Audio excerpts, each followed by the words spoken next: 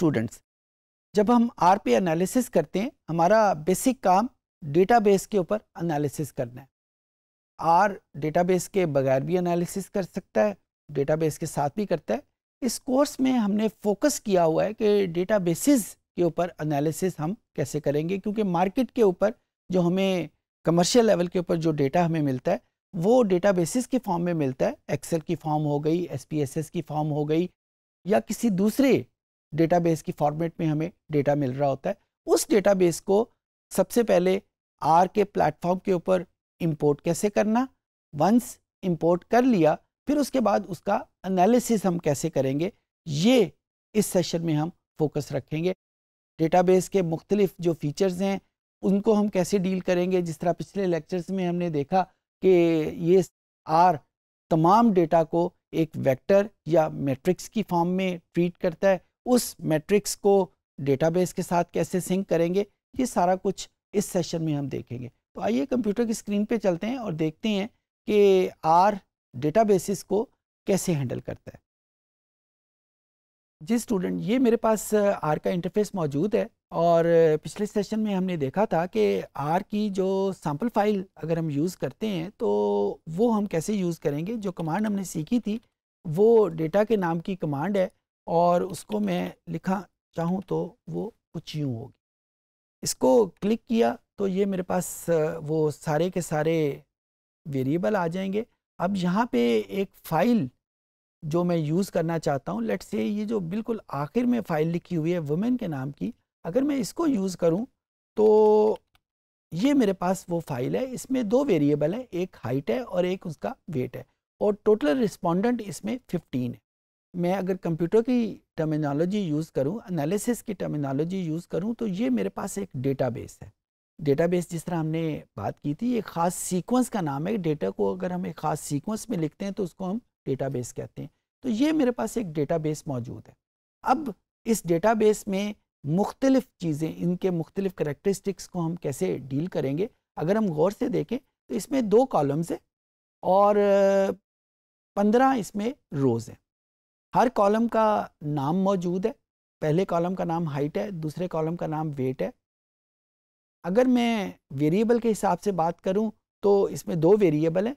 एक command are में होती है कि अगर मैं इसके नंबर ऑफ़ वेरिएबल देखना चाहूँ किसी भी फाइल के, किसी भी डेटाबेस के, तो उसके लिए जो कमांड यूज़ होती है वो लेंथ के नाम की कमांड मौजूद है। लेंथ लिख के मैं यहाँ पे उस डेटाबेस का नाम लिख दूँगा।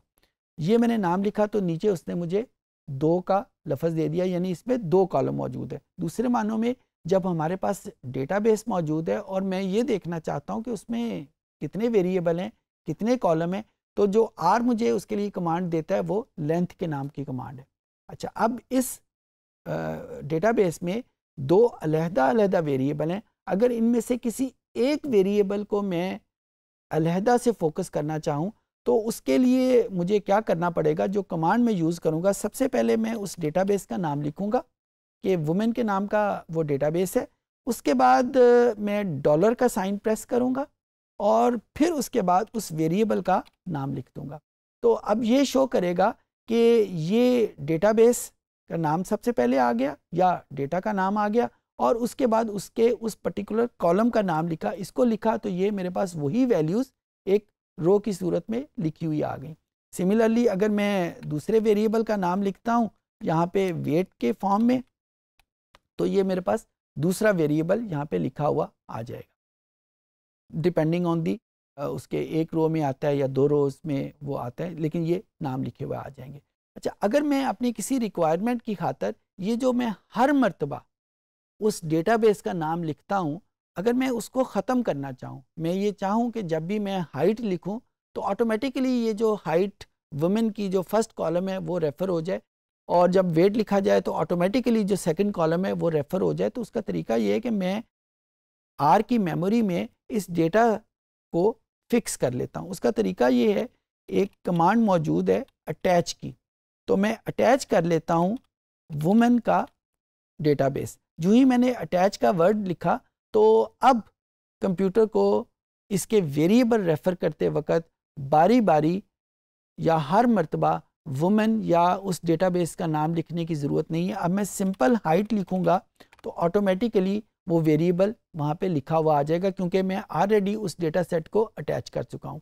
यहाँ पे एक लिमिटेशन आर की मौजूद है कि एक वक्त में हम एक डेटा सेट को अटैच कर सकते हैं, एक से ज़्यादा डेटा सेट्स को अटैच नहीं किया जा सकता। तो अगर मेरे पास एक वक्त में एक से ज़्यादा डेटा फाइल्स ओपन है और मैं उनके ऊपर कोई एनालिसिस कर रहा हूँ, तो एक वक्त में एक ही डेटा सेट अटैच होगा। और अगर मल्टीपल डेटा फाइल्स के ऊपर कुछ एनालिसिस, यानी एक वेरिएबल में एक फाइल से ले रहा हूँ, दूसरा वेरिएबल दूसरी फाइल से लिया जा रहा है, तो मुझे लाजमी तौर के ऊपर उनका डेटा फाइल का नाम पहले लिखना पड़ेगा, फिर $, और फिर मैं उसके बाद उसको यूज़ करूँगा। अब अगर मैं वही लेंथ की कमांड यूज़ करता हूँ, जो कि पहले मुझे वेरिएबल का नाम इस्तेमाल करने के लिए ज़रूरी थी, अब मैं अगर हाइट को लिखता हूँ तो अब मुझे हाइट के अंदर जितनी वैल्यूज़ हैं उनकी टोटल लेंथ मुझे मिल जाती है। यानी दूसरे मानों में अगर मैं रिसर्च की ज़ुबान इस्तेमाल करूँ तो जिसको मैं सैम्पल साइज़ कहता हूँ, वो मुझे लेंथ की कमांड का एक उसका रेप्लिका मिल गया। जब भी मुझे सैम्पल साइज़ की रिक्वायरमेंट होगी, मैं लेंथ का वर्ड यूज़ करूँगा, वो मुझे उसका जवाब दे देगा। ये बात याद रखने वाली है कि जब मेरे पास डेटाबेस है तो लेंथ का मतलब कुछ और होगा, जब मेरे पास एक रो या कॉलम वेक्टर है तो इसका मतलब कुछ और होगा। एक स्टेप और आगे बढ़ते हैं। अगर मैं उसी डेटाबेस के ऊपर जाता हूँ वुमेन, और मैं यहाँ पे स्क्वायर ब्रैकेट यूज़ करता हूँ। पहले मैंने कर्ली ब्रैकेट का आपको बताया था पिछले सेशन में, इस वक्त मैं एक स्क्वायर ब्रैकेट यूज़ कर रहा हूँ। अगर मैं स्क्वायर ब्रैकेट यूज़ करूँ तो और इसको 1,1 लिखूँ तो इसका मतलब क्या होगा? सबसे पहले तो इसका मैं मतलब आप एक्सप्लेन करता हूँ। वुमेन तो मेरी डेटाबेस का नाम हो गया।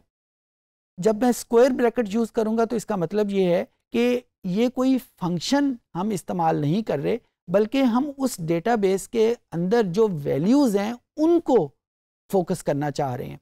जब हम कर्ली ब्रैकेट यूज़ करते हैं तो वो इंडिकेट कर रही होती है किसी फंक्शन को, और जब हम स्क्वायर ब्रैकेट यूज़ कर रहे होते हैं तो वो फंक्शन को नहीं बल्कि डेटाबेस के अंदर की वैल्यूज़ को फोकस कर रही होती है। अच्छा, अब 1,1 का क्या मतलब है? जब भी हम किसी डेटाबेस को बताते हैं तो उसमें ज़ाहिर है कोई कॉलम्स भी होंगे, उसमें रोज़ भी होंगी। जिस तरह ये मेरे पास डेटाबेस है, इसमें 2 कॉलम्स हैं और 15 इसमें रोज़ हैं। जब 2 कॉलम होंगे और 15 रोज़ होंगे तो उनको हम लिखने के लिए ये कॉमे का लीजेंड यूज़ करेंगे। कॉमे से पहले, ब्रैकेट के अंदर कॉमे से पहले जो वैल्यू लिखी होगी वो रोज़ को इंडिकेट करेगी, और कॉमे के बाद जो वैल्यूज़ लिखी होगी वो कॉलम को इंडिकेट करेगी। यहाँ पे मैंने 1,1 लिखा है तो इसका मतलब ये है कि ये फर्स्ट रो और फर्स्ट कॉलम उसको शो कर रही है। अगर यहाँ पे आप गौर देखें तो फर्स्ट रो और फर्स्ट कॉलम में 55 लिखा हुआ आपको नज़र आ रहा है। सो यहाँ पे वो 1,1 का मतलब फर्स्ट रो और फर्स्ट कॉलम। अगर मैं यही वैल्यू दोबारा लिखूँ और यहाँ पे मैं 1,4 लिख दूँ तो इसका मतलब क्या होगा? फर्स्ट रो और फोर्थ कॉलम। क्या इस डेटाबेस में फोर्थ कॉलम एग्जिस्ट करता है? इस डेटाबेस में फोर्थ कॉलम एग्जिस्ट ही नहीं करता। इस डेटाबेस में तो सिर्फ 2 कॉलम है। लिहाजा हम 1,4 इस पर्टिकुलर डेटा सेट के लिए लिखेंगे तो आंसर कुछ भी नहीं आएगा। हाँ, अगर मैं इसको 4,1 लिखूं तो इसका मतलब ये हो जाएगा फोर्थ रो और फर्स्ट कॉलम। तो यहाँ पे फोर्थ रो ज़रूर एग्जिस्ट करती है और फर्स्ट कॉलम में उसकी वैल्यू 61 है, और जब मैं इसको एंटर करूँगा तो मेरे पास 61 आ जाएगा। इसी चीज़ को मैं अगर आगे बढ़ाऊँ, मैं वही वुमेन लिखता हूँ और यहाँ पे मैं 1 लिख देता हूँ। अब मैंने स्क्वायर ब्रैकेट यूज़ की है। इसका मतलब क्या है कि ये मैं फोकस उस डेटाबेस के अंदर की वैल्यूज़ को करना चाह रहा हूँ, लेकिन मैंने कॉमे से पहले कोई वैल्यू नहीं लिखी, लेकिन कॉमे के बाद एक वैल्यू लिखी है। तो इसका मतलब कॉमे से पहले हम कौन सी वैल्यू फोकस करते हैं? रोज़ को फोकस करते हैं। रोज़ को मैंने मेंशन नहीं किया तो आर इसका मतलब ये लेगा कि जितनी भी रोज़ इस डेटा सेट में हैं वो सारी की सारी यहाँ पे आ जाएंगी। हाँ, कॉलम हमने मेंशन कर दिया कि मुझे फर्स्ट कॉलम चाहिए, तो इस पर्टिकुलर कमांड का मतलब ये हो जाएगा कि वुमेन जो डेटाबेस है उसकी सारी रोज़ लिखनी है किस कॉलम की? फर्स्ट कॉलम की। और मुझे ये कैसे पता चला, सारी रोज़ का कैसे पता चला? कि कॉमे से पहले कोई वैल्यू नहीं लिखी हुई, इसका मतलब है सारी वैल्यूज़ लिखेंगे, और कॉमे के बाद मेरे पास कॉलम स्पेसिफाई किया हुआ है, इसका मतलब ये है कि वो फर्स्ट कॉलम को फोकस कर रहा है। जब मैं इसको एंटर करूंगा तो ये आप देखें कि ये फर्स्ट कॉलम की जितनी भी रोज हैं वो सारी की सारी यहाँ पे लिखी हुई आ जाएंगी। यही काम अगर मैं यूं करता हूं 1 कॉमा आगे इसके कुछ भी नहीं लिखता, तो इसका मतलब क्या हो जाएगा? इसका मतलब ये हो जाएगा कि मैंने रो स्पेसिफाई कर दी है। कौन सी रो स्पेसिफाई की है? फर्स्ट रो स्पेसिफाई की है। उसके आगे कॉमे के बाद मैंने कुछ नहीं लिखा। इसका मतलब है फर्स्ट रो के जितने भी कॉलम हैं, वो 2 हैं, 200 हैं, जितने भी कॉलम हैं वो सारे के सारे यहाँ पे फोकस में आ जाएंगे। और जब हमें इसको एंटर करूंगा, क्योंकि इस पर्टिकुलर केस में मेरे पास सिर्फ 2 कॉलम है, तो उसने फर्स्ट रो की दोनों वैल्यूज मेरे सामने लिख दी। इसी सिलसिले को अगर हम आगे बढ़ाते हैं, इसी कमांड को मैं पहले कमांड आपके सामने लिखता हूं, फिर मैं उसको आपको एक्सप्लेन कर दूंगा। इसका मतलब ये है, अब इस कमांड को जरा मैंने थोड़ा सा जनरल फॉर्म में लिखा है। कॉमे का वर्ड यूज किया है। कॉमे से पहले मैंने क्या यूज किया है? 1:4। तो आर लैंग्वेज में कॉलन का मतलब होता है कि यहां से लेकर वहां तक, या कहां से लेकर कहां तक? 1 से लेकर 4 तक सारी वैल्यूज लिख दो। अब कॉमे से पहले हम रोज लिखते हैं, तो इसका मतलब क्या होगा कि जब मैं 1:4 लिख रहा हूं तो मैं ये स्पेसिफाई करना चाह रहा हूं, फोकस करना चाह रहा हूं फर्स्ट रो से लेकर 4th रो तक। और किस कॉलम की? कॉमे के बाद क्या वैल्यू लिखी हुई है? वो 1 लिखी हुई है। तो मैं फर्स्ट कॉलम की फर्स्ट रो से लेकर 4th रो को फोकस करना चाह रहा हूं। अब मैं जब इसको क्लिक करूंगा तो मेरे पास फर्स्ट रो से लेकर 4th रो तक मेरे पास वैल्यूज आ जाएंगी। सिमिलरली अगर इसी कमांड को मैं लिखूं यहां पे 4:4,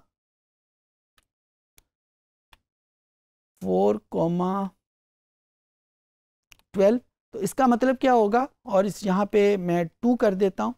इसका मतलब क्या होगा कि सेकेंड कॉलम की 4th रो से लेकर 12 रो तक सारी वैल्यूज फोकस में आ जाएंगी। और वो जब मैं इसको क्लिक करूंगा तो मेरे पास वहां पे आंसर आ जाएगा।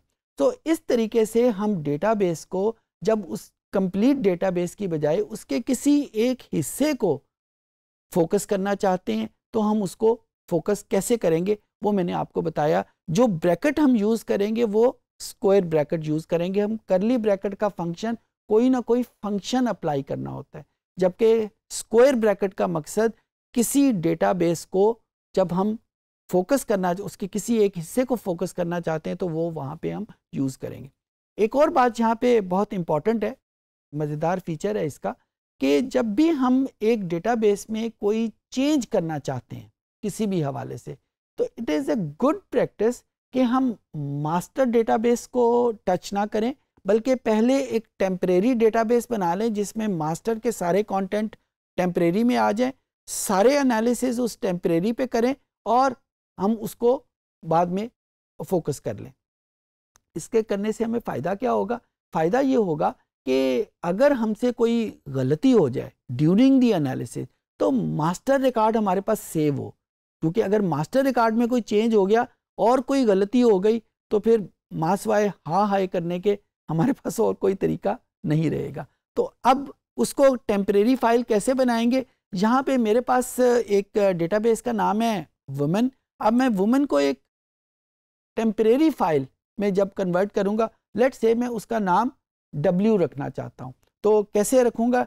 W is equal to women. तो अब मैंने वुमेन के कंटेंट को W में शिफ्ट कर दिया।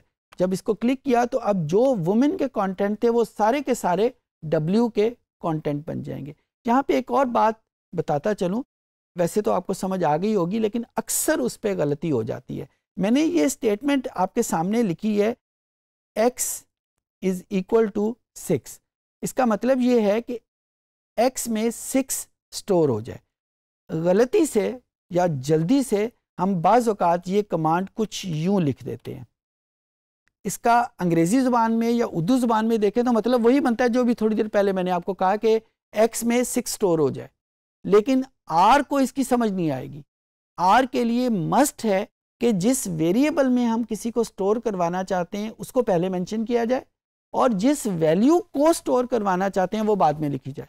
तो जब मैं इसको क्लिक करूंगा तो आप देखें आर ने फौरन मुझे प्रॉम्प्ट किया है कि ये आपने गलत कर दिया। और अगर आप जो वार्निंग वो दे रहा है उसको भी पढ़ें तो उसका मतलब भी वही है कि आप वेरिएबल के नाम को पहले लिखें, आप उस वैल्यू को पहले ना लिखें जिस वैल्यू को आप स्टोर करवाना चाह रहे हैं। तो इसको असल तरीका ये होगा कि एक्स यानी जिस वेरिएबल में आप स्टोर करवाना चाहते हैं वो पहले लिखा जाए और वो वैल्यू बाद में लिखा जाए, और इस तरीके से ये वैल्यू सही होगी। उम्मीद है चीज़ें आपको समझ आ गई होंगी।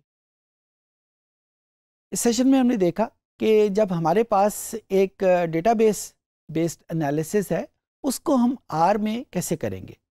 प्रोसेस ज़ाहिर है स्टार्ट होगा कि जब हमारे पास एक डेटाबेस मौजूद है जो कि आर के प्लेटफॉर्म के मौजूद नहीं है, उसको सबसे पहले इंपोर्ट कैसे करेंगे।